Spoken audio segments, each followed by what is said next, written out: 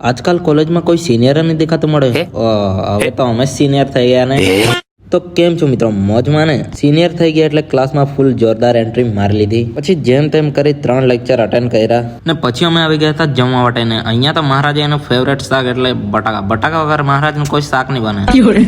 બપોર પછી અમે નીકળી ગયા એક્સેસ લઈને મેડિકલ પર જવા માટે, કારણ કે અમારે ઇન્ટર્નશિપ માટે પૂછવાનું હતું. તો ઘણી બધી મેડિકલ પર જઈને પૂછી આવ્યા પણ અમને કોઈ હરકો રિસ્પોન્સ નહીં મળ્યો. માથું ઠંડુ કરવા માટે અમે પી લીધો અહીંયા લીંબુ સોડા ને એનથી બી વધારે માથું ઠંડુ થયું ને એટલે અમે આવી ગયા બદામ શેક વાળા કાકા, જ્યાં અમે ફ્રૂટ સલાડ મંગાવી લીધું.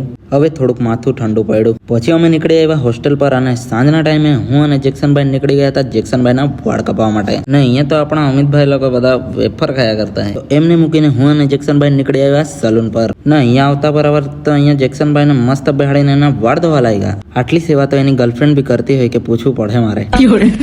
પછી તો જેક્સનભાઈના વાળ કાપવાનો કાર્યક્રમ સ્ટાર્ટ કરી દીધું. તો જેક્સન ભાઈ આપણા વાળ કપાઈ ગયા છે, કેવા લાગે છે?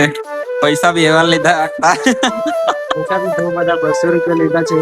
પછી અમે જેક્સનભાઈ જોડે બેસીને નીકળી આવ્યા કરમસદ ને અહીંયા આવતા બરાબર અહીંયા નિકુંજભાઈ મળી ગયા. તો એમની જોડે વડાપાવ દબાવી પછી અમે આવી ગયા હોસ્ટેલ પર. તો આજના બ્લોગની સમાપ્તિ અહીંયા જ કરીએ છીએ.